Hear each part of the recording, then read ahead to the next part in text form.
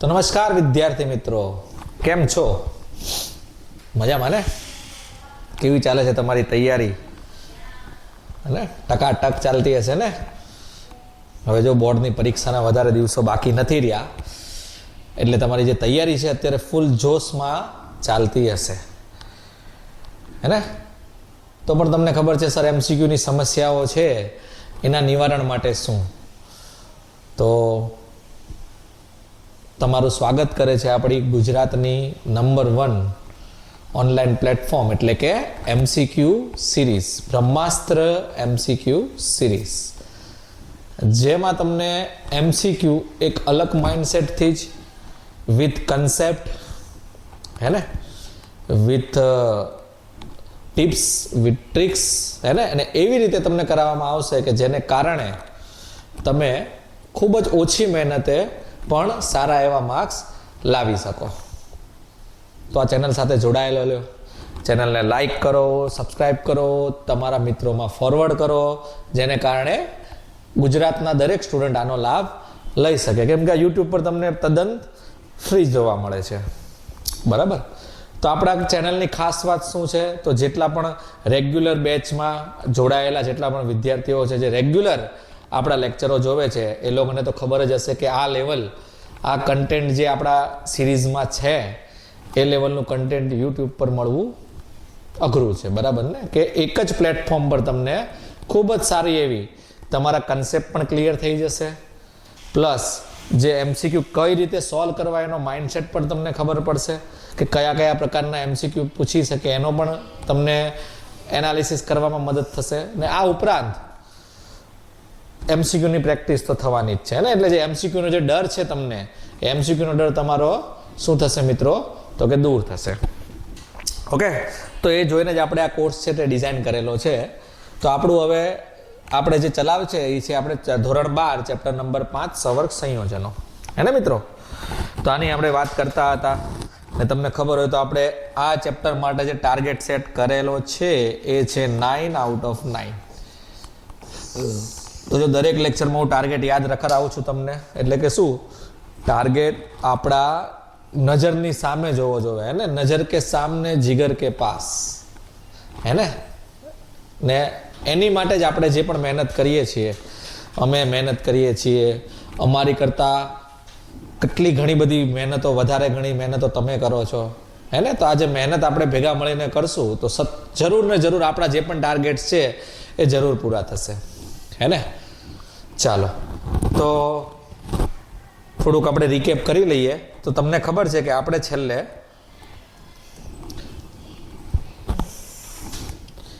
આ ચેપ્ટરને 9 ભાગમાં વિભાજિત કરેલું. એમાં છેલ્લે આપણે તમને ખબર હોય તો આ ચેપ્ટરનો મોસ્ટ ઇમ્પોર્ટન્ટ એવો ટોપિક એટલે કે સંયોજકતા બંધનવાદ પતાવેલો, હે ને?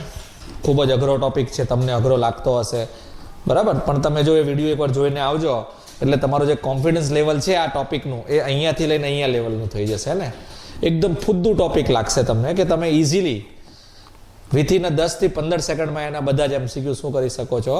સોલ્વ કરી શકો છો. ચાહે કોઈ પણ લેવલનો સવાલ હોય, ચાહે ગુજકેટ લેવલનો સવાલ હોય કે બોર્ડ લેવલનો સવાલ, at least as well as NEET અને જેઈના સવાલો પણ તમે એ ટેકનિકથી યુઝ કરી શકો છો, બરાબર ને? મીન્સ સોલ્વ કરી શકો છો. તો આજે સર આપણે શું ભરીશું? તો આજે શું લાયા સર નવીનમાં? તો બેટા આજે આપણે નવીનમાં લાયા છીએ આગળના ટોપિક્સ. એટલે આજે આપણે ચર્ચા કરવાની છે 2 ટોપિકની. એમાં આપણે એક ટોપિક કરશું સ્ફટિક ક્ષેત્ર સિદ્ધાંત, અને બીજો ટોપિક, છેલ્લો ટોપિક આપણે પહેલા લઈ લેશું સમઘટકતા. મોટો ટોપિક છે એટલે માટે આપણે એક સ્પેશિયલ વિડીયો બનાવીશું. સમઘટકતા પણ તમને ખબર છે તો બહુ સારો એવો ટોપિક છે, બોર્ડની દ્રષ્ટિએ ખૂબ જ વધારે ગુણભાર આવી શકે, એટલે એમાંથી એઝ અ થિયરી પણ પૂછી શકાય, એઝ અ એમસીક્યુ પણ આવે છે ને આવે જ છે દર વખતે, હે ને? કે ને ક્રીમ ટોપિક છે આ ચેપ્ટરનો. ઓકે, તો એ આપણે અલગથી જોઈશું, હે ને? તો આજના આપણા લેક્ચરમાં 2 ટોપિક ચર્ચા કરવાની છે. એક છે સ્ફટિક ક્ષેત્રવાદનો સિદ્ધાંત, અને બીજા જે નાના મોટા ટોપિક છે. આ ટોપિક જો કે એટલો બધો કોઈ ખાસ નથી, હે ને? મેમરાઇઝ બેઝ છે, તમે પણ યાદ રાખી શકો, પણ આ સ્ફટિક ક્ષેત્ર સિદ્ધાંત એક સારો એવો ટોપિક છે, બરાબર ને? ચાલો, તો આપણે આગળ વધીએ. ચલો, તો આપણે વાત કરીએ હવે સ્ફટિક ક્ષેત્ર સિદ્ધાંત, હે ને? જેને ઇંગ્લિશમાં કહેવાય ક્રિસ્ટલ ફિલ્ડ થિયોરી, હે ને, CFT શોર્ટમાં કહીએ તો. ઇમ્પોર્ટન્ટ છે મિત્રો પાર્ટ બી માટે પણ, હે ને. એનો મતલબ કે આ ચેપ્ટરમાંથી જે 4 ગુણના પ્રશ્ન પૂછાય છે, એક પ્રશ્ન આવશે પાર્ટ બીમાં, હે ને. તમે બોર્ડની બ્લુપ્રિન્ટ જોઈ હશે તો જે એક પ્રશ્ન આવશે આ ટોપિકનો, મીન્સ આ ચેપ્ટરમાં 4 ગુણનો, એમાંથી સંભાવના છે કે સ્ફટિક ક્ષેત્ર સિદ્ધાંત આધારિત શું આવશે તમને મળશે.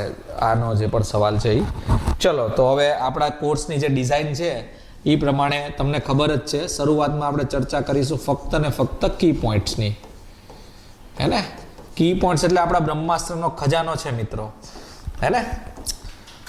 જોડાયેલા જે મિત્રો છે, વિદ્યાર્થી મિત્રો આપણી સાથે, એ લોકોને તો ખબર જ હશે આ કી પોઈન્ટ્સનું કેટલું મહત્વ છે, હે ને. એટલે કે તમે ઓછી મહેનતે પણ સારા એવા માર્ક્સ સ્કોર કરવા ચાહો તો ખાલી આ કી પોઈન્ટ્સ બી જો તમે તૈયાર કરો ને તો બી તમારા લગભગ MCQ નહીં અટકાય, હે ને. 9 માંથી 9 નો ટાર્ગેટ છે તમારો અચીવ થશે ને થશે જ, હે ને. ચલો તો આમાં કી પોઈન્ટ્સમાં શું છે, ઓકે. તો આપણે વાત કરીએ સૌથી પહેલી તો પહેલો પોઈન્ટ કે આ જે થિયરી છે એ તમને શું જાણકારી આપે. જેમ કે CFT આપણે જે ભણીએ છીએ, હવે તમને ખબર હોય તો તમે સંયોજકતા બંધનવાદ વાંચ્યું એટલે એની મર્યાદાઓ છેલ્લે છે, એટલે મતલબ કે ખામીઓ, એમાં જે ખામીઓ હતી એ દૂર કરવા માટે CFT થિયરીની જરૂર પડી, હે ને. CFT તમને ડિટેલમાં એક તો રંગ વિશે માહિતી,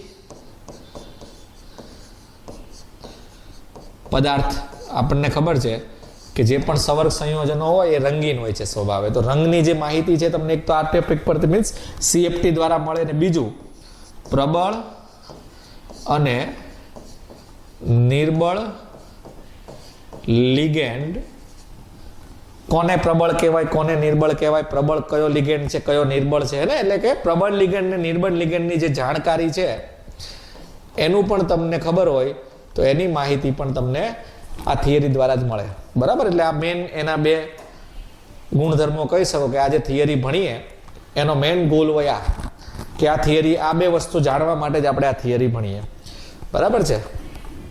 ચાલો તો આ પહેલો પોઈન્ટ છે, ઓકે. ચલો બીજા પોઈન્ટની ચર્ચા કરીએ. તો આ થિયરીનું શું છે, પહેલું તો આ થિયરીની વાત કરો તો આ થિયરી ધાતુ અને લિગેન્ડ વચ્ચે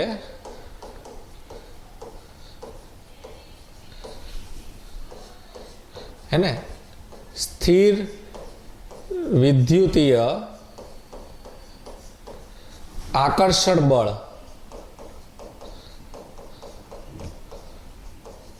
એનો મતલબ કે સ્થિર વિદ્યુતીય આકર્ષણ બળ છે એવું માને છે. એનો મતલબ આયનિક બંધ, આપણી ભાષામાં કહીએ તો સીધી આપણે વાત કરીએ તો આયનીય બંધ હોય એવી ધારણા કરેલી છે આ થિયરીમાં. જો કે આ ધારણા ખોટી છે, ને. આ એક ધારણા છે, એઝેપ્શન છે કે આ થિયરીમાં આ ધારણા કરેલી છે કે ભાઈ આ પ્રકારનું કંઈ હોય, પણ આ ધારણા ખોટી છે. એકચ્યુઅલી તમને પણ ખબર છે કે ધાતુ અને લિગેન્ડ વચ્ચે સવર્ગ સહસંયોજક બંધ બનેલો હોય છે, પણ આની ધારણા ખોટી છે, મીન્સ કે મેચ નથી થતી. તો પણ જો ધારણા છે યાદ રાખવી પડશે, ઓકે.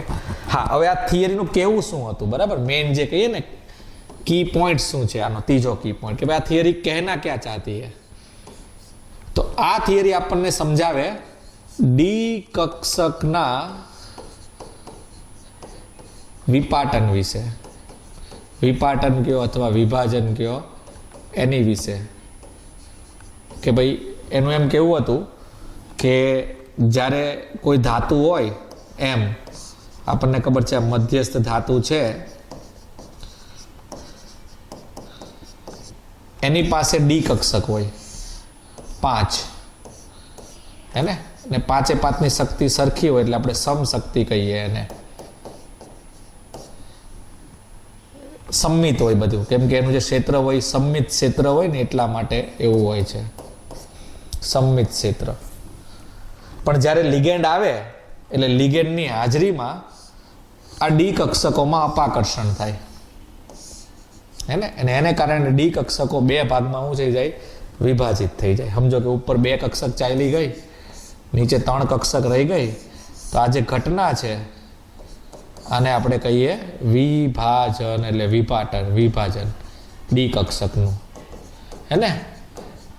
એટલે આવું કંઈ કહેવા માંગે છે કે ભાઈ મધ્યસ્થ ધાતુ પર ડી કક્ષક હોય, એની સમશક્તિ હોય એટલે સમમિત ક્ષેત્ર હોય, પછી એમાં લિગેન્ડની હાજરીમાં એનું વિભાજન થઈ જાય.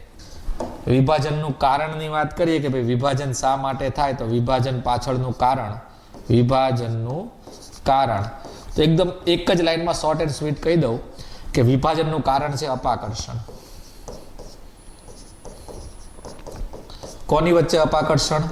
તો ડી કક્ષકના ઇલેક્ટ્રોન અને લિગેન્ડ વચ્ચે. એટલે કે ડી કક્ષકના ઇલેક્ટ્રોન જે ક્ષેત્ર બનાવે, આપણને ખબર છે ઇલેક્ટ્રોન નેગેટિવ ક્ષેત્ર છે એવું ધારવામાં આવે, ઇલેક્ટ્રોન નેગેટિવ જ હોય ને, લિગેન્ડને પણ આ લોકો નેગેટિવ જ માને છે. એટલે નેગેટિવ વચ્ચે અપાકર્ષણ થાય ને એને કારણે અપાકર્ષણ થાય ને અપાકર્ષણને કારણે શું થાય છે? આ પ્રકારનું વિભાજન જોવા મળે છે, હે ને? તો આ રીતનું કઈ એનું મીન્સ થીમ હતી આ જે પણ ટોપિક છે એની, કે ભાઈ લિગેન્ડ આવે એટલે લિગેન્ડ અપાકર્ષણ ઉત્પન્ન કરે, બરાબર છે? તો આ રીતનું વિભાજન થાય. હવે વિભાજન બે પ્રકારના એનસીઆરટીમાં આપેલા છે. એક છે અષ્ટફલકીયમાં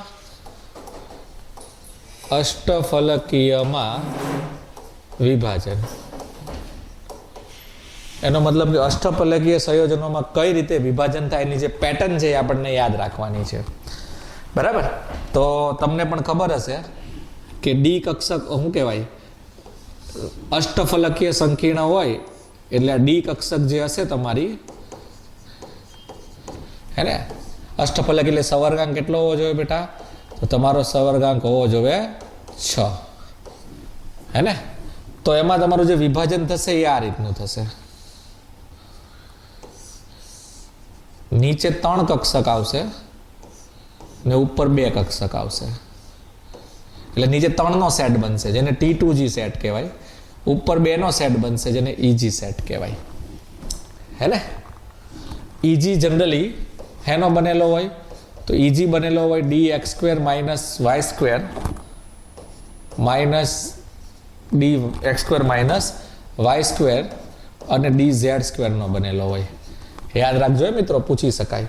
અને જે T2G સેટ બને જેમાં 3 કક્ષકો છે એ હેનો બનેલો હોય? તો dxy dyz ને dzx, હે ને?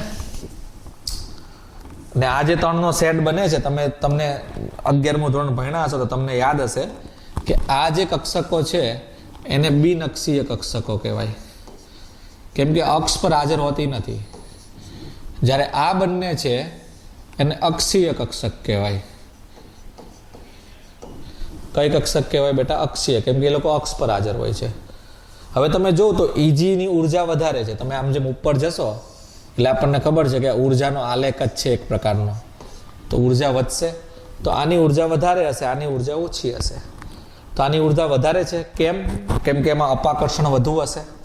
એનો મતલબ આ કક્ષકોમાં અપાકર્ષણ વધુ જોવા મળે, એટલે એમાં એની ઉર્જા વધુ હોય. હવે આમાં જ કેમ અપાકર્ષણ વધારે થાય? એ એની ભૂમિતિ પરથી, હે ને? આપણને ખબર છે આ બધી જે કક્ષકો છે, જેમ કે હું તમને વાત કરું તો dx² - y² ની, તો એ અક્ષીય કક્ષકો છે. સમજો કે આ x અક્ષ છે, સોરી આ y અક્ષ છે, આ x અક્ષ છે. તો x² - y² જે કક્ષક છે આપણી, એ આ રીતે અક્ષ સાથે વીંટળાયેલી હશે, ને આ રીતે, આ રીતે. એનો મતલબ કે કક્ષકો અક્ષીય છે. જ્યારે આ પ્રકારની જે કક્ષક છે, જેમ કે બીજી કક્ષક બનાવું છું, આ x અક્ષ છે, આ y અક્ષ છે. સમજો કે મારે આ આપણી કઈ કક્ષક હતી બેટા? તો dx² - y². એને એક ઉદાહરણ દ્વારા સમજીએ. હવે આમાં આ કક્ષક જે છે dxy એ આ રીતની હશે, અને તમને પણ ખબર છે ડી કક્ષક છે એટલે તમારો જે આકાર હશે એ આ રીતે શું કહેવાય? ફૂદડી વાળો, એટલે કે ડબલ ડમ્બેલ હશે. આ જે કક્ષક છે એ dxy કક્ષક છે. તમે જોવ તો આ અક્ષ પર છે, ને અક્ષ પર વીંટળાયેલું છે. જો આ ડમ્બેલ આમાં અક્ષ પર વીંટળાયેલું નથી. તમે જો તો અક્ષથી અલગ અલગ છે, ને સમતલમાં છે. એટલે આને આપણે બિનઅક્ષીય કક્ષક કહીએ છીએ, ને એટલે આને આપણે કહીએ છીએ બિનઅક્ષીય. ને આપણને ખબર છે જે લિગેન્ડ હોય અષ્ટફલકીય એટલે બધા 90-90 ડિગ્રીએથી જ આવતા હોય. આકાર તમને ખબર છે. એનો મતલબ લિગેન્ડ આવતો હશે એ હંમેશા અક્ષ પરથી આવતો હશે, એટલે કે અક્ષીય સ્થાન પરથી આગળ વધતો હશે. એટલે સમજો કે આ લિગેન્ડ છે તો લિગેન્ડ એક્સ અક્ષને સાપેક્ષે આવતો હશે. ને અહીંયા પણ લિગેન્ડ એન્ટ્રી મારતો હશે તો અહીંયાથી મારતો હશે ને. એલ એટલે લિગેન્ડ એક્સ અક્ષથી એન્ટ્રી મારે તો અહીંયાથી એન્ટ્રી મારે તો તમે જોવ તો આ રીતે એની એન્ટ્રી થશે. આપણે ડોટ ડોટ ડોટ દ્વારા સમજીએ. આ રીતે એની એન્ટ્રી થશે. ડિંગ ડિંગ ડિંગ ડિંગ ડિંગ ડિંગ ડિંગ ડિંગ ડિંગ. તો તમે જો એન્ટ્રી થાય એટલે કક્ષકો જે છે એ આનાથી દૂર છે. એનો મતલબ કે અક્ષ આ લિગેન્ડ અને આ ઇલેક્ટ્રોન જે છે ડી કક્ષક એની વચ્ચે અંતર વધારે છે એટલે અપાકર્ષણ ઓછું થાય. જ્યારે આમાં તમે એન્ટ્રી ચેક કરો તો લિગેન્ડ જ્યારે એન્ટ્રી કરશે તો સામે બેઠું જ કોણ ભટકાશે? કક્ષક ભટકાણી. એનો મતલબ કે આમાં લિગેન્ડ સીધો કક્ષકના સંપર્કમાં જ આવશે એટલે નજીક હશે. નજીક આવશે એટલે કે અપાકર્ષણ વધારે થાય. એટલે આ કેસ આને કારણે અક્ષીયમાં અપાકર્ષણ વધારે હોય, બિન અક્ષીયમાં અપાકર્ષણ ઓછું હોય. કયા આકાર હોય એમાં? ચતુષ્ફલકીયમાં.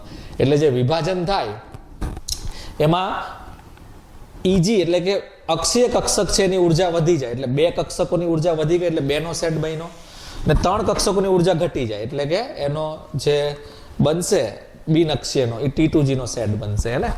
હવે કેટલો વધારો થાય કેટલો ઘટાડો થાય એ ખાસ કરીને જોઈ લેવો. તો જો હું અહીંયા તમને સમજાવું છું વધારો ઘટાડો આકૃતિ દ્વારા. હે ને? તો આ બધી નાની નાની વસ્તુઓ બેટા યાદ રાખવાની છે. તો સમજો કે આની એવરેજ ઉર્જા હતી. હે ને? શરૂઆતમાં આટલી ઉર્જા હતી તો તમે જો તો આનાથી આટલી ઉર્જા વધી ગઈ, ઉપર ગઈ. આ કક્ષકો નીચે એટલે આટલી ઉર્જા ઘટી ગઈ.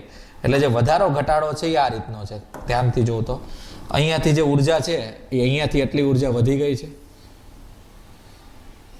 હે ને? અહીંયા તમે જો તો અહીંયા એટલી ઉર્જા શું થઈ ગઈ છે બેટા? ઘટી ગઈ છે. હે ને મિત્ર? આ રીતનું જ કહે છે, જોઈ લો. તો આ વધારો છે ને આ ઘટાડો છે. હે ને?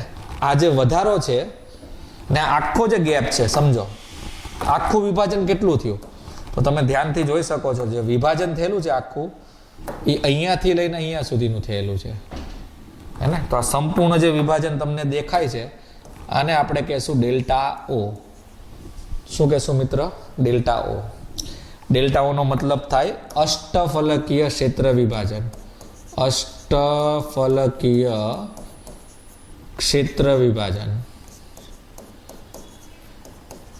હવે આ વિભાજન કોને કારણે થયું છે? कौन है वो बंदा जिसने ये काम किया है? तो लिगेंड है. लिगेंड આવ્યો તો જ અપાકર્ષણ થયું ને. એટલે આખા આ જે કાંડ કર્યો આપણે વિભાજનનો એની માટે જવાબદાર કોણ છે? તો કે એલ. એલ એટલે કોણ છે?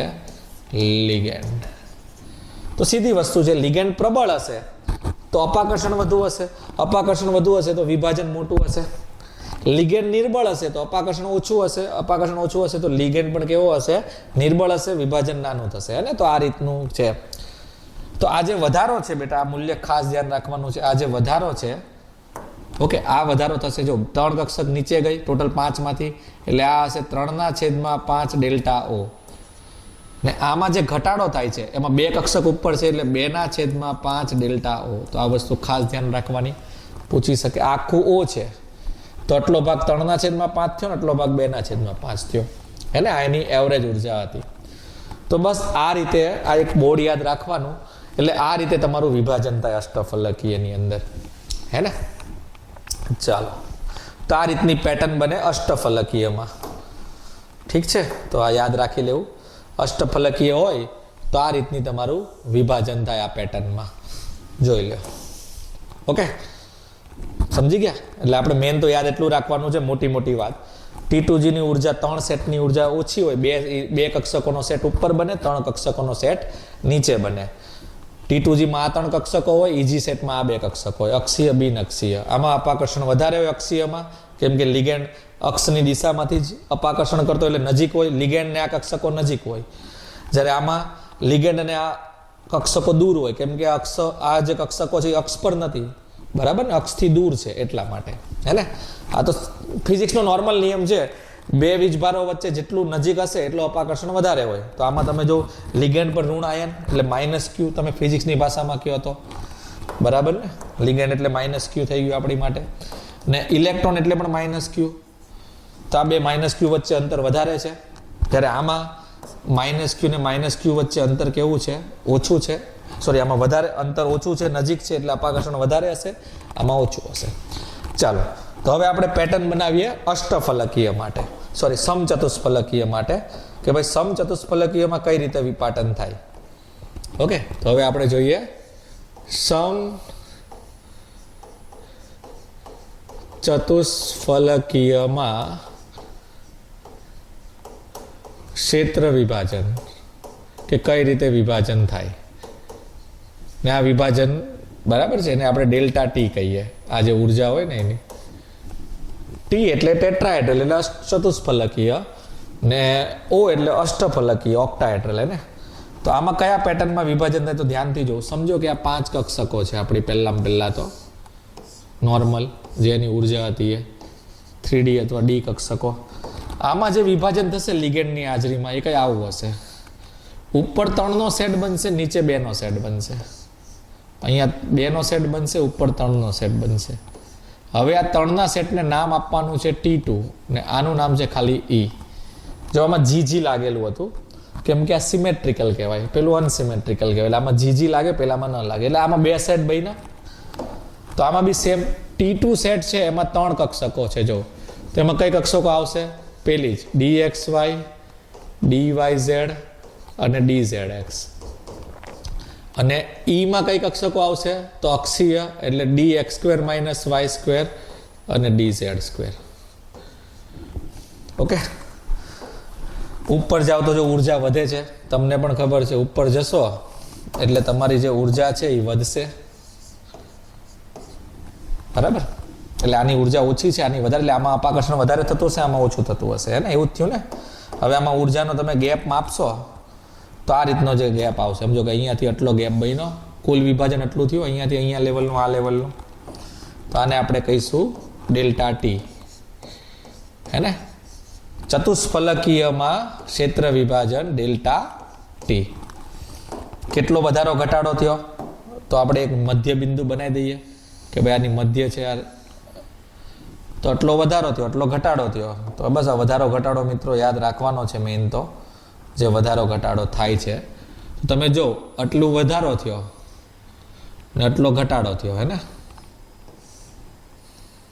આ જ થયું ને. ચાલો, તો વધારો ઘટાડો જોઈ લઈએ. તો આમાં જે વધારો છે, આમાં જો 2 નીચે ગઈ એટલે 2/5 ડેલ્ટા ટીનો ઘટાડો. નીચેની ઉર્જા માપીએ છીએ તો ઉપર 3 ગઈ છે, એટલે 3/5 ડેલ્ટા ટીનો ઘટાડો. હે ને, તો આ રીતે તમે યાદ રાખી શકો. એટલે તમે જો બંને પેટર્ન અલગ અલગ બને છે. હે ને, આની ને આની. હા, ચતુષ્ફલકીય સિવાય ચોરસ આકાર પણ છે, તમને ખબર તો સમચોરસ. પણ સમચોરસમાં કેવું વિભાજન થાય છે એ તમને ગુજરાત બોર્ડ એટલે કે આપણા NCERTમાં નથી આપ્યું, એટલે આપણા સિલેબસમાં નથી. હા, JEE મેન્સ, JEE એડવાન્સ જેવીમાં ચતુષ્ફલકીય સિવાય સમચોરસ રચનામાં પણ વિભાજન પૂછાય છે, બરાબર? એટલે ત્યારે આપણે સ્ટડી કરીશું. અત્યારે આપણે ખાલી 2 જ આકાર જોવાના છે, કે આ એક પેટર્ન યાદ રાખવાની છે કે અષ્ટફલકીયમાં કઈ રીતે વિભાજન થાય. એક આ પેટર્ન યાદ રાખવાની છે કે ચતુષ્ફલકીયમાં કઈ રીતે વિભાજન થાય. અને એક મુદ્દો ખાસ, અષ્ટફલકીયમાં જે વિભાજન થતું હોય એ ચતુષ્ફલકીયમાં જે વિભાજન થતું એની કરતાં વધુ હોય એનું મૂલ્ય. હે ને, એટલે ખાસ ધ્યાન રાખવાનું કે આ જે અષ્ટફલકીયમાં વિભાજન થાય છે આને કહે ને અષ્ટફલકીય, ને આ જે છે એ ચતુષ્ફલકીય છે એ વધારે હોય. એનો સિમ્પલ કોન્સેપ્ટ છે. અષ્ટફલકીય એટલે સવર્ગાંક 6 હશે. સવર્ગાંક 6 હોય એટલે એમાં લિગેન્ડની સંખ્યા કેવી હોય? વધારે હોય.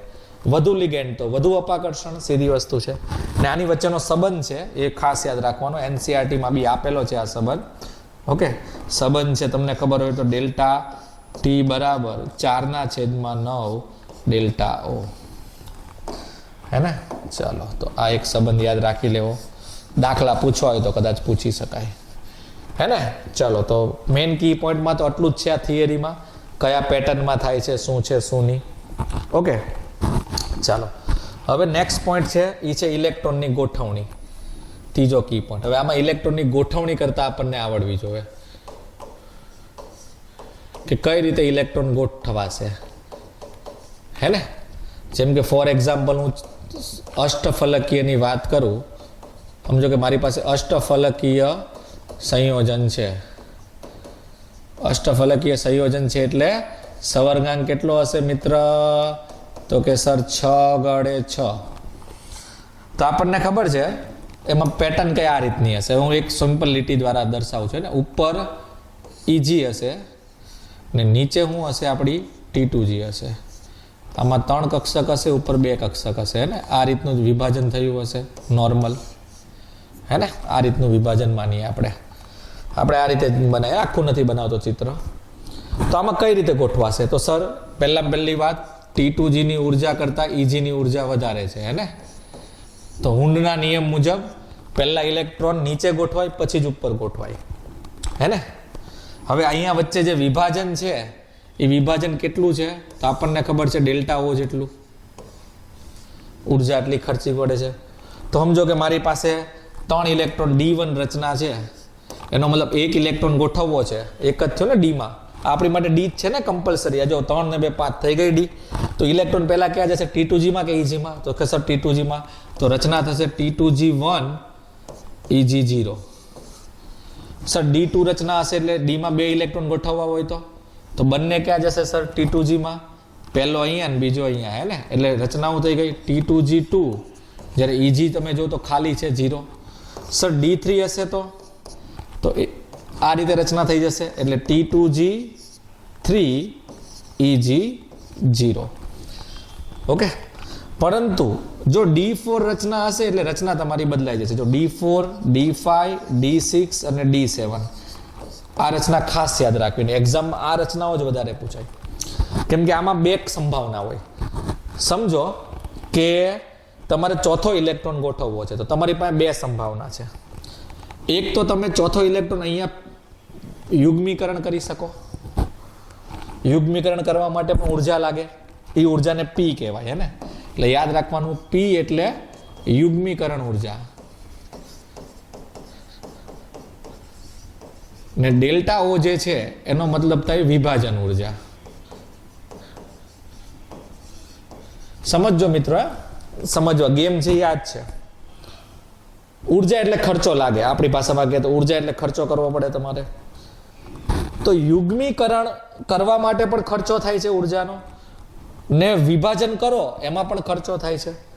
તો જેમાં ખર્ચો ઓછો લાગે એ કામ પહેલા થાય, હે ને? આપણી આ સીધો સિદ્ધાંત છે, હે ને? જેનો ખર્ચો ઓછો લાગે એ કામ જ પહેલા થવાનું છે. એનો મતલબ જેમાં ઉર્જા ઓછી લાગે એ કામ પહેલા થશે. તો સમજો કે ફોર એક્ઝામ્પલ એવું થયું કે તમારું P છે એ વધુ છે ડેલ્ટા O કરતા. તો આનો મિનિંગ શું થયો? કે P એટલે યુગ્મીકરણ, એટલે કે P કરવામાં વધુ ખર્ચો છે, જ્યારે વિભાજન ઓછું છે. એમ જ થયું ને? આ સિમ્પલ વસ્તુ દર્શાવે છે કે આમાં વિભાજન છે એ ઓછું છે. એનો મતલબ કે અહીંયાથી અહીંયાનો ગેપ ઓછો છે, એટલે અહીંયાથી અહીંયા પગવામાં ખર્ચો ઓછો લાગશે.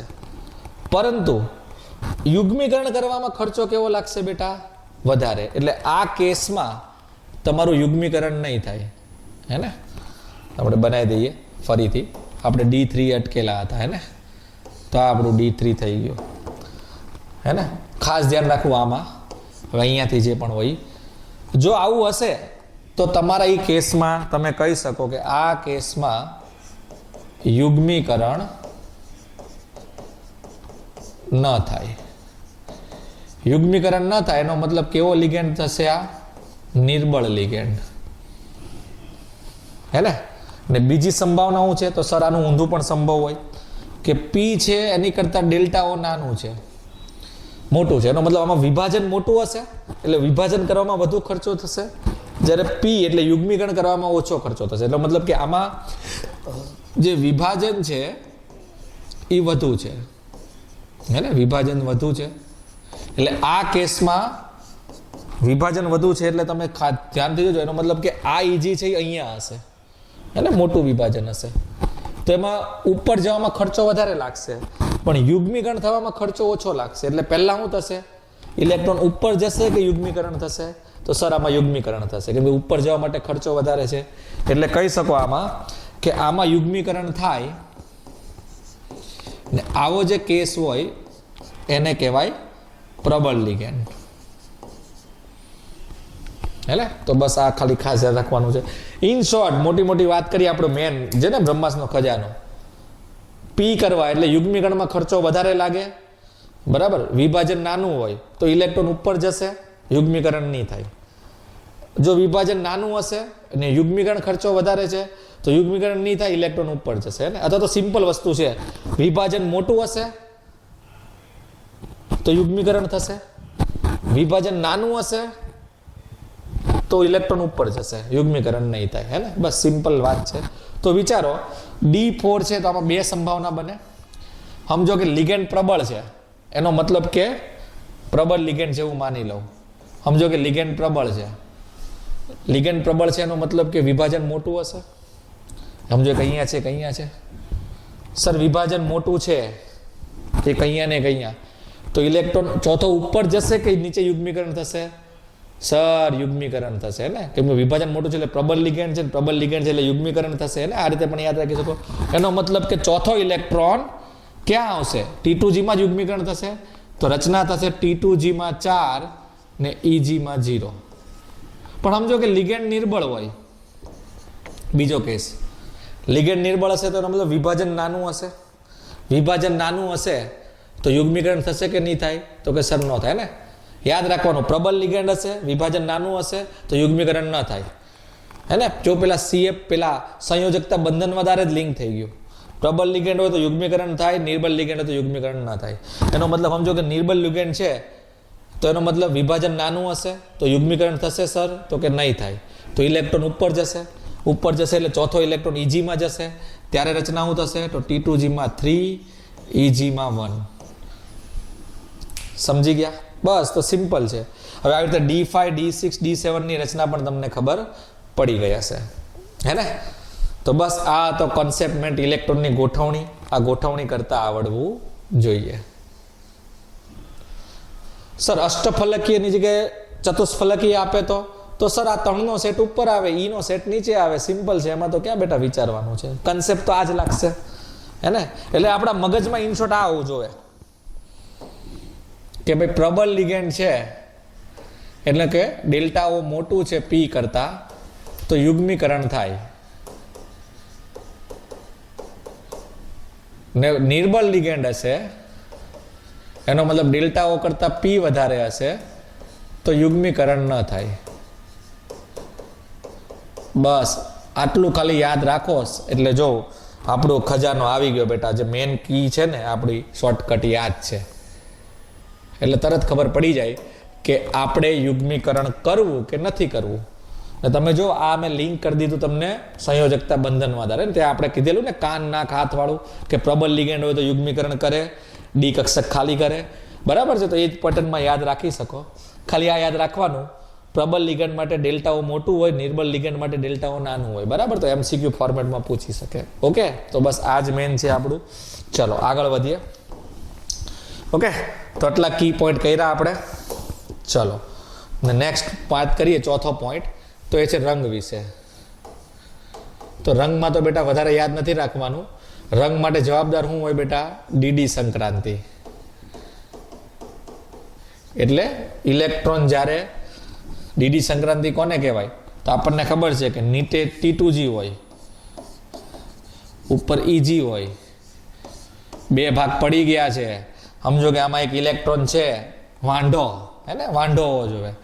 એ સમજો કે ઉર્જા મેળવે છે hν જેટલી, તો ઇલેક્ટ્રોન ઉપર જશે, હે ને? T2G માંથી EG માં જશે.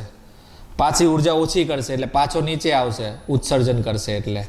એટલે આમાં ઇલેક્ટ્રોન લંગડી રમ્યા કરશે. લંગડી જ થઈ ને, પેલા T2G, EG, EG, T2G. તો આ જે સંક્રાંતિ થાય છે આને કહેવાય DD સંક્રાંતિ. ને આ DD સંક્રાંતિ થાય તો જ રંગ બને, હે ને? તો જ કોઈ શોષણ થશે, ઉત્સર્જન થશે પ્રકાશનું. સ્પેક્ટ્રમ તમે ભણી ગયા છો. ને DD સંક્રાંતિ ક્યારે થાય? તો એની માટે જવાબદાર હોય અયુગ્મિત ઇલેક્ટ્રોન. એટલે મતલબ કે જેની પાસે અયુગ્મિત ઇલેક્ટ્રોન ન હોય એમાં DD સંક્રાંતિ ન થાય. જેની પાસે DD સંક્રાંતિ ન થાય, બરાબર ને, એ લોકોમાં કોઈ દિવસ રંગ ઉત્પન્ન થતો નથી.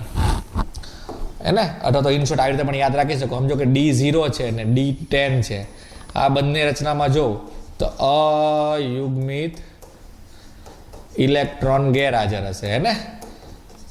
ભાઈ D0 માં અયુગ્મિત ઇલેક્ટ્રોન ક્યાંથી હોવાના? D10 માં પણ નહીં હોય.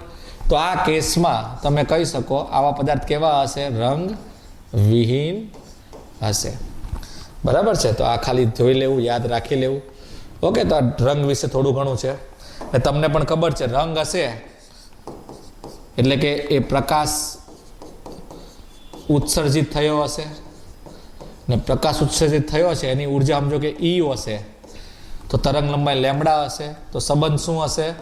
E is inversely proportional to the lambda, હે ને. એનો મતલબ કે વિભાજન ઓછું હશે. વિભાજન એટલે આપણે E એટલે આમાં વિભાજન ઉર્જા, હે ને.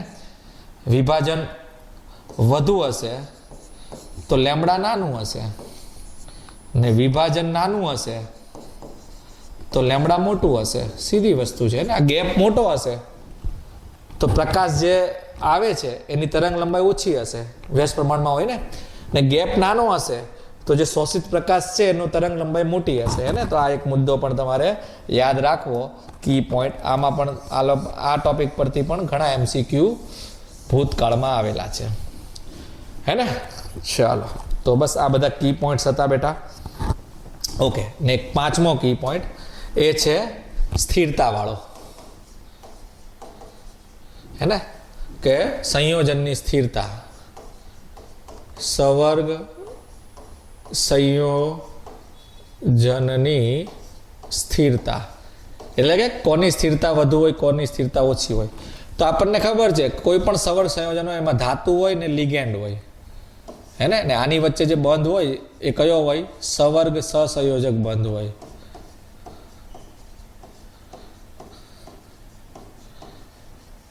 તો આની જે સ્થિરતા છે એ બે વસ્તુ પર આધાર રાખે. એક તો વીજભાર પર કે ધાતુ પર શું વીજભાર છે, ને બીજા નંબર પર લિગેન્ડની પ્રકૃતિ પર કે લિગેન્ડની પ્રકૃતિ કેવી છે. પ્રકૃતિ એટલે કે પ્રબળ લિગેન્ડ છે, નિર્બળ લિગેન્ડ છે, એકદંતીય છે, દ્વિદંતીય છે. તો આ વસ્તુ ખાસ ધ્યાન રાખવાનું. IMP ક્રમ આ યાદ રાખી લેજો, હે ને. સ્થિરતાનો ક્રમ છે કે સ્થિરતા માટે ધ્યાન રાખવાનું જેમાં કિલેટ લિગેન્ડ હોય, જેમાં કિલેટ અસર થતી હોય એની સ્થિરતા સૌથી વધારે હોય. પછી પ્રબળ લિગેન્ડ ને સૌથી ઓછી હોય નિર્બળ લિગેન્ડ, હે ને. તો આ ખાસ ક્રમ યાદ રાખવાનો સ્થિરતા માટે. કે સ્થિરતા કોની વધારે હોય? તો સિમ્પલ છે કે સૌથી વધારે સ્થિરતા કોની હોય? તો સૌથી વધારે સ્થિરતા હોય કિલેટ અસરમાં, એટલે કે કિલેટિંગ લિગેન્ડ હોય. તો એની કરતાં ઓછી સ્થિરતા કોની હોય? તો પ્રબળ લિગેન્ડ વાળું પદાર્થ. ને એની કરતાં ઓછી સ્થિરતા કોની હોય? તો નિર્બળ લિગેન્ડ. કેમ? નિર્બળ લિગેન્ડ હશે તો ઓછો જકડી રાખશે, જલ્દીથી તૂટી જશે, એટલે સ્થિરતા ઓછી થઈ જશે. કિલેટ લિગેન્ડ આપણને ખબર છે એમાં કિલેટ અસરને કારણે રિંગ બને. રિંગ બને એટલે બધી બાજુથી ધાતુને જકડી લીધો હશે લિગેન્ડે, એટલે મજબૂતાઈ વધારે હશે, એટલે સ્થિરતા કેવી હશે? વધારે હશે, હે ને. તો આ એક યાદ રાખવું, બરાબર. અને સ્પેક્ટ્રોકેમિકલ સિરીઝ છે એ યાદ રાખી લેવી, હે ને. વશેષમાં ખબર કેવી રીતે પડે સર પ્રબળ લિગેન્ડ છે કે નિર્બળ લિગેન્ડ છે? તો મેં તમને એક કી આપેલું જ, ખબર ને? કાન, નાક અને હાથ, આ 4 પોઈન્ટ યાદ રાખવાના. કાન એટલે કાર્બન, નાઇટ્રોજન, ઓક્સિજન, હેલોજન. તો સૌથી વધારે પ્રબળ હોય કાર્બન વાળા લિગેન્ડ, પછી નાઇટ્રોજન વાળા લિગેન્ડ, પછી ઓક્સિજન વાળા લિગેન્ડ. આ ક્રમ આવશે, હે ને. તો આ ક્રમ છે, ધ્યાન રાખજો, પ્રબળતાનો ક્રમ. ને એક્ઝેક્ટ ક્રમ જોતો હોય તમારે તો એની માટે તમારે, હે ને, સ્પેક્ટ્રોકેમિકલ સિરીઝ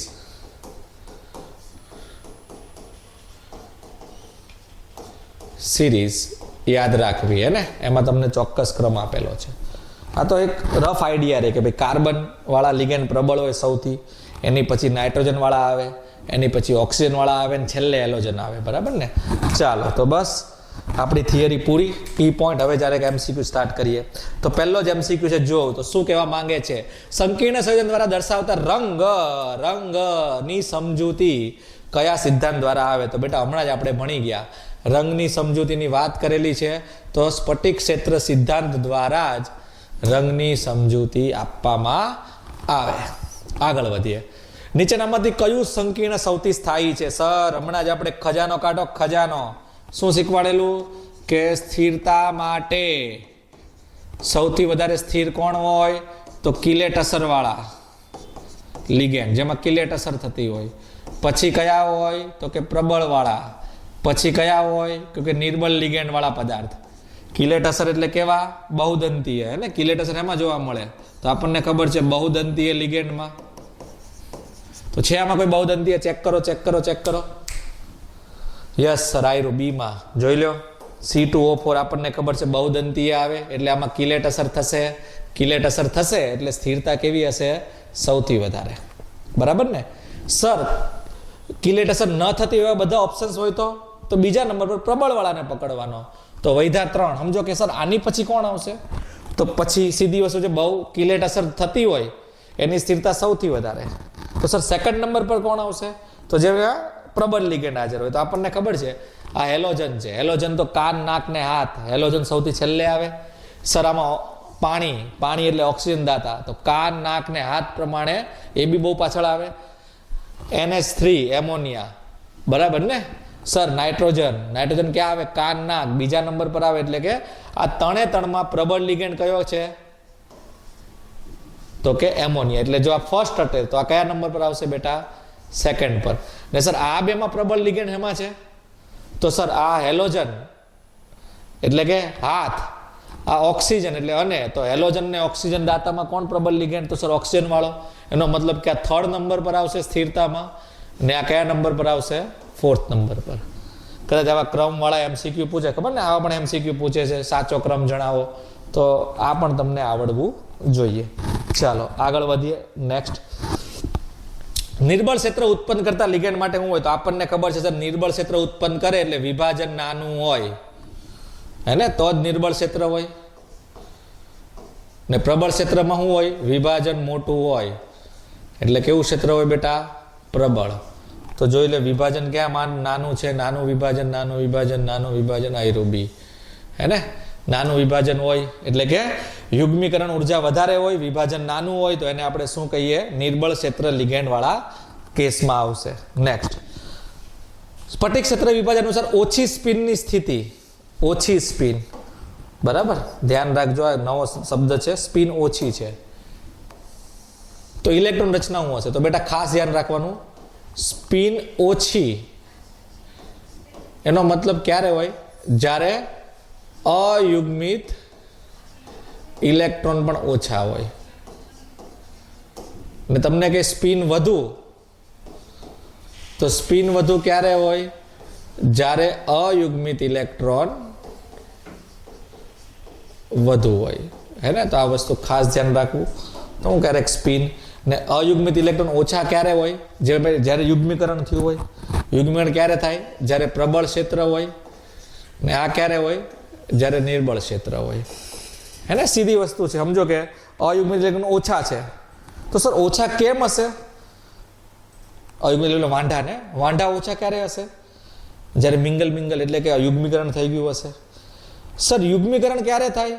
તો પ્રબળ લિગેન્ડ હોય. તો સીધી વસ્તુ છે, ઓછી સ્પિન હોય ક્યારે બને? જ્યારે લિગેન્ડ પ્રબળ હોય. વધુ સ્પિન એટલે વધુ અયુગ્મિત ઇલેક્ટ્રોન, એટલે વધારે વાંઢા. સર વધારે વાંઢા ક્યારે હોય? જ્યારે યુગ્મીકરણ ન થયું હોય. યુગ્મીકરણ ક્યારે ન થયું હોય? જ્યારે લિગેન્ડ કેવો હોય? નિર્બળ. તો સીધી બાત, નો બગવા, સીધું જ યાદ રાખવાનું. ઓછી સ્પિન તો પ્રબળ લિગેન્ડ હોય ત્યારે. વધુ સ્પિન જ્યારે નિર્બળ લિગેન્ડ હોય ત્યારે. ચાલો, તો તમને એમ કીધેલું છે ઓછી સ્પિન છે. ઓછી સ્પિન છે એટલે કે પ્રબળ લિગેન્ડ હશે, હે ને? પ્રબળ વાળો કેસ બની ગયો ને, એટલે કે વિભાજન મોટું હશે. તો આપણે ગોઠવીએ. આપણને ખબર છે નીચે T2G આવે, ઉપર EG આવે. વિભાજન બહુ મોટું છે, હે ને? તો મોટું વિભાજન કર્યું. તો કેટલા ઇલેક્ટ્રોન ગોઠવવાના છે? 4. તો પહેલો, બીજો, ત્રીજો અહીંયા જ આવશે. બોલો, આવશે ને? આ રીતે યાદ રાખીએ. ચોથો ઉપર જશે કે નીચે યુગ્મીકરણ થશે. સર પ્રબળ લિગેન્ડ છે, યુગ્મીકરણ વધુ છે, સોરી વિભાજન વધુ છે. એનો મતલબ પ્રબળ લિગેન્ડ છે તો યુગ્મીકરણ થશે કે ઇલેક્ટ્રોન ઉપર જશે? સર યુગ્મીકરણ થશે, એટલે નીચે આવશે ચોથો ઇલેક્ટ્રોન. એટલે T2G માં કેટલા ઇલેક્ટ્રોન થઈ ગયા? સર 4. EG માં કેટલા ઇલેક્ટ્રોન થઈ ગયા? સર 0. તો આ પ્રકારની રચના બનશે. તો જવાબ આવશે A. બરાબર છે. ચાલો નેક્સ્ટ. કોની લેમડાઓની મૂલ્ય ઓછું છે? લેમડાઓનો મતલબ થાય વિભાજન, હે ને આપણી ભાષામાં. વિભાજન કેવું છે મિત્રો? ઓછું છે. ઝીણકું એવું વિભાજન છે, એવડું એવું. તો એવું ક્યારે થાય? તો સીધી વસ્તુ છે, વિભાજન ઓછું છે એનો મતલબ લિગેન્ડ કેવો હોવો જોઈએ? નિર્બળ લિગેન્ડ હોવો જોઈએ. ક્લિયર? ચલો તો લિગેન્ડ ચેક કરીએ. એમોનિયા નાક વાળો છે ને, નાઇટ્રોજન નાક. નાક એમાં આવે, આપણી પાસે સિમ્પલ છે, કાન, નાક અને હાથ, હે ને. આ મારી સિરીઝ છે. તમે ચાહો તો પેલી સ્પેક્ટ્રોકેમિકલ બી યાદ રાખી શકો છો. નાક વાળો છે એટલે કે આ પ્રબળ લિગેન્ડ છે સર. આ પણ નાક વાળો છે, પ્રબળ હશે. આમાં પણ નાક વાળો છે, આમાં હેલોજન. હેલોજન તમે જો તો સૌથી નિર્બળ લિગેન્ડ છે, હે ને. સૌથી નિર્બળ લિગેન્ડ છે, એ જ પૂછેલું છે. સૌથી ઓછું વિભાજન એમાં, તો નિર્બળ લિગેન્ડમાં થાય, એટલે જવાબ આવશે તમારો ડી. જોયું મિત્રો? 5 સેકન્ડમાં તો MCQ થઈ ગયા, હે ને. તો આ રીતનો જો માસ્ટરી તમારે કરવી હોય તો આ ચેનલ સાથે જોડાયેલા રહ્યો, હે ને. આપણે જે કન્ટેન્ટ સમજાવીએ છીએ બહુ ઓછા શબ્દોમાં આપણે ઘણું બધું સમજીએ છીએ, ને. એટલે કે ડિટેલમાં એટલો કન્સેપ્ટ તમારો એકદમ ઓછી મહેનતે તમને આવડી જશે. એટલે જો તમારા બધા જ MCQ થઈ જ જવાના છે, હે ને. માસ્ટર બનાવી દેશો તમને. એટલે આ રીતે તમે MCQ નો ડર શું કરી શકો છો? દૂર કરી શકો છો. આગળ વધીએ. અષ્ટફલકીય સવર્સ મેટ્રિક્સમાં ક્ષેત્ર વિભાજન EG માં કઈ આવે? બેટા આપણને ખબર છે સર, EG માં કઈ સેટ આવે? તો અક્ષીય કક્ષક, એટલે dx² - y² અને dz² આવે સર. અક્ષીય કક્ષકો વધુ અપાકર્ષણ અનુભવે, હે ને. તો શું જવાબ આવશે મિત્ર? બોલો. તો C જવાબ આવી ગયો. dx² - y² અને dz². આગળ વધીએ. સંકીર્ણમાં દ્રશ્યમાન વિસ્તારની તરંગ લંબાઈનો સાચો ક્રમ, એટલે કે લેમ્બડાનો ક્રમ લગાડવાનો છે. તો લેમ્બડાનો ક્રમ આપણને ખબર છે, E ના વ્યસ્ત પ્રમાણમાં હોય. તો ડેલ્ટા O નો જે ક્રમ હશે એનો વ્યસ્ત કોનો ક્રમ હશે? લેમ્બડાનો ક્રમ હશે. એનો મતલબ એમ કે વિભાજન વધુ તો તમારું જે લેમ્બડા આવશે એ ઓછું આવશે. તો બસ વિભાજન વધુ કોણ કરે? તો લિગેન્ડ પ્રબળ નિર્બળની વાત કરીએ તો આમાં તમે જો તો 3 લિગેન્ડ આપેલા છે બધા ઓપ્શન્સમાં. કયા કયા છે? એક પાણી છે, એક એમોનિયા છે અને એક NO2 છે. તો સર સૌથી નિર્બળ કયું? તો સ્પેક્ટ્રોકેમિકલ સિરીઝ અનુસાર આ નિર્બળ હશે, હે ને. સૌથી નિર્બળ ઓક્સિજન વાળો. આ સૌથી પ્રબળ હશે ને આ મધ્યમાં આવશે. એનો મતલબ આનું ડેલ્ટાઓ સૌથી વધારે હશે, તો ડેલ્ટાઓનો ક્રમ શું આવશે? તો સર એમોનિયાનું ડેલ્ટાઓ સૌથી વધારે, પછી તો NO2 નું O, પછી તો કે પાણીનું O, હે ને. આ તો ડેલ્ટાઓનો ક્રમ થયો ને. તો લેમ્બડાનો ક્રમ શું થશે સર?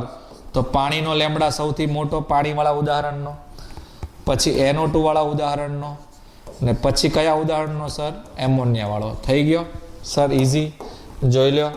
પાણીવાળું ઉદાહરણ સૌથી ઓછું વધારે, પછી NO2 વાળું ઉદાહરણ ને પછી એમોનિયા વાળું. તો તમે જોઈ શકો છો આપણો જવાબ આવશે બોમ્બેનો B, હે ને. ઓકે ચાલો, જોયું? 5 સેકન્ડ 7 સેકન્ડમાં તો MCQ પૂરું. તો શું કર્યું સર? તો લેમ્બડાનો ક્રમ પૂછેલો છે. લેમ્બડાનો ક્રમ એટલે શું સર? તરંગ લંબાઈનો ક્રમ. તો આપણને ખબર છે તરંગ લંબાઈનો ક્રમ એ લેમ્બડાના ક્રમ કરતા કેવો હોય? ઊંધો હોય, હે ને. આ યાદ રાખો તો પણ ચાલે. આ જ થઈ ને આપણી સિસ્ટમ. તો આ જ કહે છે, ગેમ છે એ આ જ છે. તો આપણને પૂછેલું છે લેમ્બડાનો ક્રમ એટલે વિભાજનનો ક્રમ. તો સર આપણને ખબર છે કે સ્પેક્ટ્રોકેમિકલ સિરીઝ પ્રમાણે લિગેન્ડ ચેક કરવાના છે, હે ને. મેં પહેલા જ કીધેલું આ ચેપ્ટરમાં ત્યારે જ તમારું પાવરફુલ થશે જ્યારે તમારી લિગેન્ડ વાળો જે ટોપિક છે એ તમારો બહુ પાવરફુલ હોય. લિગેન્ડને જ આપણને મેન સમજવાનું છે. આખી ગેમ લિગેન્ડની જ છે. તમે જો તો દરેક કન્સેપ્ટમાં લિગેન્ડની જરૂર પડે તમને, હે ને, એટલે લિગેન્ડ જરૂર એકવાર પાવરફુલ કરી નાખજો મિત્રો. તો આ નિર્બળ લિગેન્ડ છે, આ પ્રબળ લિગેન્ડ છે, એના મધ્ય છે ને સ્પેક્ટ્રોકેમિકલ સિરીઝ પ્રમાણે. કાન નાક હાથવાળી સિસ્ટમ પરથી પણ ખબર પડી જાય. ઓકે, તો લેમડાઓ કોનું વધારે હશે? તો એમોનિયાનું, પછી NO2નું, પછી પાણીનું. તો તરંગ લંબાઈ કોની વધારે હશે? તો પાણીવાળા એક્ઝામ્પલની, એની કરતાં ઓછી નાઇટ્રોવાળા એક્ઝામ્પલની, સૌથી ઓછી એમોનિયાવાળા એક્ઝામ્પલની. ચલો આગળ વધીએ. તો શેમાં મહત્તમ હશે? તો બેટા તમને પૂછેલું છે ડેલ્ટાઓ મહત્તમ એટલે મેક્સિમમ. ને ડેલ્ટાઓ મહત્તમ ક્યારે હોય? જ્યારે વિભાજન મોટું હોય. વિભાજન મોટું ક્યારે હોય? જ્યારે લિગેન્ડ કેવો હોય બેટા? પ્રબળ. તો બોલો આમાં લિગેન્ડ કોણ છે? CN એટલે કાર્બન વાળો લિગેન્ડ છે. આમાં ઓક્સિજન દાતા હોય એટલે ઓક્સિજન વાળો લિગેન્ડ છે. આમાં પણ ઓક્સિજન દાતા હોય એટલે ઓક્સિજન વાળો લિગેન્ડ છે. આમાં નાઇટ્રોજન દાતા હોય એટલે નાઇટ્રોજન વાળો લિગેન્ડ છે ને. તો બોલો સૌથી વધારે પ્રબળ કયો લિગેન્ડ? કાન નાક હાથ મુજબ કાન વાળો, હે ને. એનો મતલબ કે આ સૌથી પ્રબળ લિગેન્ડ છે, એટલે આમાં વિભાજન સૌથી મોટું થતું હશે. ચલો આગળ વધીએ. તો પ્રબળતાના યોગ્ય ક્રમમાં, એનો મતલબ કે સ્પેક્ટ્રોકેમિકલ સિરીઝ છે. તો સૌથી પ્રબળ હોય કાનવાળા એક્ઝામ્પલ. તો કાનવાળું એક્ઝામ્પલ જો આવ્યું CO, તો જો આજ આવી ગયો જવાબ. સૌથી પ્રબળ કાર્બોનિલ જ હોય, હે ને. તો તમે જો સૌથી પ્રબળ કાર્બોનિલ હોય એવું એક જ એક્ઝામ્પલ છે B. આગળ વધીએ ને. T2G કક્ષકોના સેટમાં CO+3 માં પાણી હોમોલેપ્ટિક અષ્ટફલકીય સકીર્ણમાં અયુગ્મિત ઇલેક્ટ્રોનની સંખ્યા. તો તમને જો એક સંકીર્ણ આપેલું છે, એ કોબાલ્ટ+3 અને પાણીથી બનેલું છે. અષ્ટફલકી એટલે પાણી 6 છે એવું માની લે. એટલે આ રીતનું કોઈ આપણું સંકીર્ણ છે. ને તમને કીધેલું છે T2G સેટમાં અયુગ્મિત ઇલેક્ટ્રોન કેટલા? તો સર ગાભા કાઢના કેવો સવાલ આવ્યો ને મિત્રો? જોયું? તો તમે જો તો બહુ જ સારા લેવલનો સવાલ કહી શકો. ચાલો તો કઈ વાંધો નહીં. બ્રહ્માસ્ત્રમાં આ બધા જ સમસ્યાઓનું એક જ નિવારણ છે ને બ્રહ્માસ્ત્ર, આપણી જે ટેકનિક્સ છે એ. તો આપણને ખબર છે કે આ લિગેન્ડ કેવો છે, પ્રબળ કે નિર્બળ? તો તમે કહો સર કે નિર્બળ, હે ને. તો બેટા ગેમ થઈ ગઈ, ગેમ થઈ ગઈ. તમે ધ્યાનથી જો, તમે યાદ કરો, મેં સંયોજકતા બંધનવાદમાં સમજાવેલું એક ઉદાહરણ, એક્ઝામ્પલ, કે કોબાલ્ટ+3 હામું ઓક્સિજન દાતાવાળા લિગેન્ડ હોય તો પણ એ કયા લિગેન્ડમાં આવે? પ્રબળ લિગેન્ડમાં આવે. તો ખાસ ધ્યાન રાખવું મિત્રો, ભૂલાય નહીં. એનો મતલબ આ લિગેન્ડ ઓક્સિજન દાતા છે તો પણ કેવો લિગેન્ડ છે બેટા? પ્રબળ લિગેન્ડ છે ને. ખાલી કોબાલ્ટના કેસમાં જ હોય આવું, ધ્યાન રાખવું મિત્રો, બીજા અન્યના કેસમાં ન હોય. એટલે કોબાલ્ટના કેસમાં જ આવું થાય, ખાસ ધ્યાન રાખવું મિત્રો, ભૂલ ન પડે. રેડી? તો હવે ખબર પડી ગઈ પ્રબળ લિગેન્ડ છે. તો આપણે ઇલેક્ટ્રોન ગોઠવીએ ને. તો તમને આપેલું છે, ચલો CO+3, ચલો ગોઠવણી કરીએ. CO+3 એટલે D6 રચના, સોરી D5 થશે ને, 3 કાઢવાના ને, D5 રચના. D5 થશે કે D6 થશે? D6 જ થશે ને મિત્ર. કોબાલ્ટ શું થાય જો? 3D7 4s2 ને 3 કાઢો તો આમાંથી 2 આમાંથી 1 એટલે 3D6 રચના થશે ને. 3D6 રચના.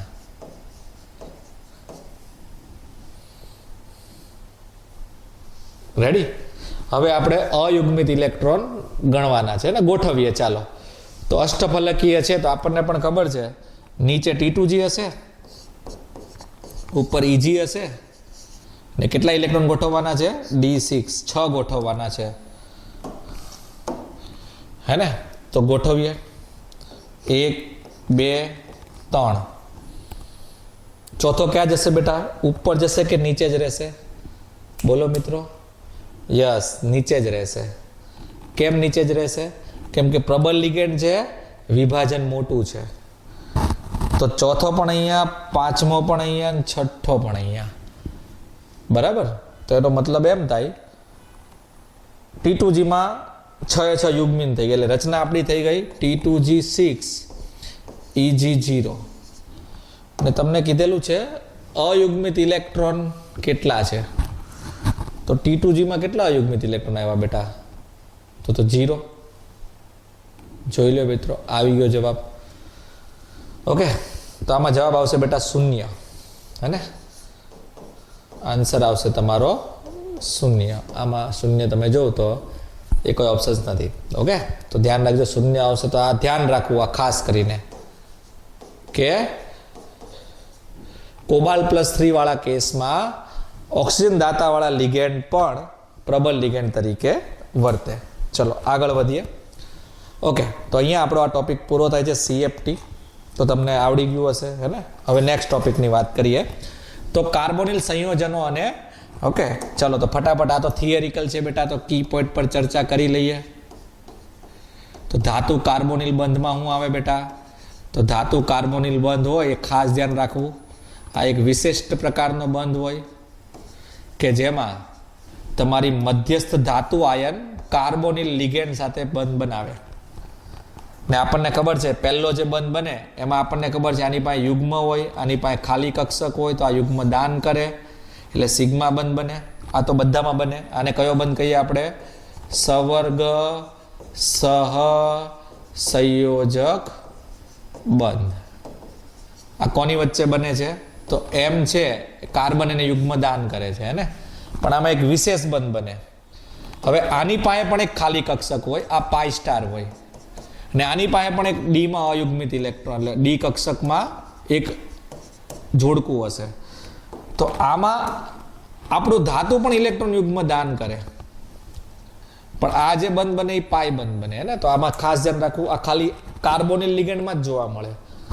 આ તો કોમન વસ્તુ છે ને, લિગેન્ડ છે યુગ્મ દાન કરે છે ધાતુને, આ તો કોમન વસ્તુ છે. પણ આમાં નવું શું છે? તો નવું લાયા છે આ કે ધાતુ છે એ પણ પોતાના ઇલેક્ટ્રોન યુગ્મ CO ની પાઈ સ્ટાર કક્ષકમાં દાન કરે, ને આમાં જે બંધ બને એ પાઈ બંધ બને. એટલે આ જે બંધ બને એમાં યુગ્મ ધાતુ છે એ કાર્બોનિલને યુગ્મ દાન કરે છે, હે ને? એટલે ધ્યાન રાખો બેટા, આમાં બે પ્રકારના બંધ બને. આમાં સિગ્મા બંધ બને, અહીંયા પાઈ બંધ બને. અને સિનર્જિક બંધ પણ કહેવાય. એટલે આ પ્રકારના સંયોજનોને ધાતુ કાર્બોનિલ સંયોજનો કહેવાય, જેમાં ધાતુ સાથે કાર્બન જોડાયેલો હોય, હે ને? આના એક્ઝામ્પલ તમને ખબર જ છે, એક્ઝામ ચોપડીમાં આપેલા જ છે, ને? અને બીજો ટોપિક છે બેટા ઉપયોગિતા. તો ઉપયોગિતા તો બેટા યાદ જ રાખવાની છે, એમાં તો કોઈ કી પોઈન્ટ કેવું કંઈ આવે નહીં. એમાં જે પણ મુદ્દાઓ તમે વાંચો NCERTમાં જે ઉપયોગ હોય એને અંડરલાઈન કરી નાખવાની, હે ને? તો આ ફટાફટ થઈ જશે. કી પોઈન્ટમાં તો ખાલી બસ આ એક જ પોઈન્ટ યાદ રાખવાનું છે કે આ રીતનું થોડુંક બોન્ડિંગ થાય. ઓકે, ચાલો તો હવે MCQ કરીએ. હિમોગ્લોબિનમાં મધ્યમાં કયો આયન હાજર હોય છે? ઓકે, તો આપણને ખબર છે હિમોગ્લોબિન Fe+2 નું બનેલું હોય, NCERTમાં આપેલું જ છે. ઓકે, આ તો બધું તમે જો તો થિયરિકલ સવાલ થઈ ગયા. નેક્સ્ટ, કોબાલ્ટ શેમાં હોય છે? તો આપણને ખબર છે કોબાલ્ટ એટલે વિટામિન B12 માં હોય છે. નેક્સ્ટ, ફોટોગ્રાફીમાં કયું સંકીર્ણ વપરાય? તો આ પણ બેટા થિયરિકલ સવાલ છે, Ag વાળું સંકીર્ણ વપરાય. ઓકે, નેક્સ્ટ, શરીરના ગાંઠમાં રોકવા માટે એટલે કેન્સરની ગાંઠ શું વપરાય બેટા? સિસ્પ્લેટિન. ધ્યાન રાખજો બેટા, સિસ્પ્લેટિન શું છે એની રચના પણ યાદ રાખજો, એનું સૂત્ર ઘણી બધી વાર પૂછાયેલું છે. સિસ્પ્લેટિન જે છે એક સામાન્ય નામ છે. એકચ્યુઅલી સિસ્પ્લેટિન પ્લેટિનિયમ+2 એમોનિયા અને Cl દ્વારા બનતું સંયોજન છે. આ ત્રણ વસ્તુ હોય ને આ રીતે ગોઠવાયેલું હોય. PT 2 એમોનિયા હોય, 2 Cl હોય, હે ને એની ઉપર +2 હોય. ઓકે, તો આને કહેવાય સિસ્પ્લેટિન. ઓકે, એમાં પ્લેટિનિયમ મધ્યસ્થ ધાતુ હોય જેનો ઓક્સિડેશન અંક તમે કાઢશો તો +2 આવશે, બરાબર? સોરી, +4 આવશે અહીંયા, આનો ઓક્સિડેશન અંક +2 એટલે +4 થઈ ગયું ને. ઓકે, તો ઇન શોર્ટ આ વસ્તુ યાદ રાખવાની છે. ચલો આગળ વધીએ. Mn2CO10 માં કાર્બ ધાત્વીય સંયોજનો છે. કોને કારણે? તો આપણે હમણાં જ જોયું કાર્બ ધાત્વીય સંયોજન છે એટલે એમાં ધાતુ અને કાર્બન વચ્ચે બંધ જોવા મળે. કેટલા બંધ? સિંગલ કે ડબલ? તો કે સર ડબલ. એક સિગ્મા, એક પાઈ. સિગ્મા કોની વચ્ચે બને? તો આ ખાસ યાદ રાખવાનું, ધાતુ હોય, બરાબર, ધાતુ અને કાર્બન વચ્ચેમાં જે કાર્બન યુગ્મ દાન કરે કાર્બોનિલનો તો સિગ્મા બંધ બને. ને જ્યારે ધાતુ કાર્બોનિલને યુગ્મ દાન કરે ત્યારે કયો બંધ બને બેટા? પાઈ. પૂછી શકાય, હે ને? ચલો આગળ વધીએ. એન્ટી કેન્સર ઔષધોમાં સિસ્પ્લેટિનમાં કયા લિગેન્ડ છે? હમણાં જ આપણે રચના જોઈ બેટા. કયા કયા હતા? એમોનિયા અને ક્લોરીન. એને તો જવાબ આવશે તમારો સી. ઓકે, તો થેન્ક યુ બેટા. તો અહીંયા તમે જોવો તો આ ટોપિક આપણો શું થાય છે બેટા? પૂરો થાય છે. એમાં છેલ્લો જે ટોપિક હતો એ તો બહુ ઇઝી હતો, ધાતુ કાર્બોનિલ વાળો, વાંચવાનું જ છે. પણ સીએફટી બહુ સારો ટોપિક કહેવાય. એમાં ઘણા બધા કન્સેપ્ટ આપણે શીખા. તો એ કન્સેપ્ટ એકવાર રિવાઇઝ કરજો. ઓકે, ને આપણી ચેનલને લાઇક કરો, શેર કરો, સબસ્ક્રાઇબ કરો. કેમ કે આ પ્રકારની જે સિરીઝ છે, આ પ્રકારનું જે કન્ટેન્ટ છે કે ઓછી મહેનતે કઈ રીતે વધારે માર્ક્સ લાવી શકાય, તો તમે છેક સુધી અમારી સાથે જોડાયેલા રહેશો એટલે તમને ફાયદો થશે. ઓકે, ને ભવિષ્યમાં આપણે આની એમસીક્યુ સિરીઝ પછી આપણું પ્લાનિંગ છે કે આપણે આની પીવાયક્યુ સિરીઝ પણ ચાલુ કરીશું, નીટની સિરીઝ પણ ચાલુ કરીશું, ફૂલ કન્ટેન્ટના વિડીયો પણ આપણે ચાલુ કરીશું. એટલે કે ઘણું બધું તમને મફતમાં આપવાનું છે ને મિત્રો. એટલે જોડાયેલા લેજો, આપણી ચેનલને સબસ્ક્રાઈબ કરો. Okay, thank you.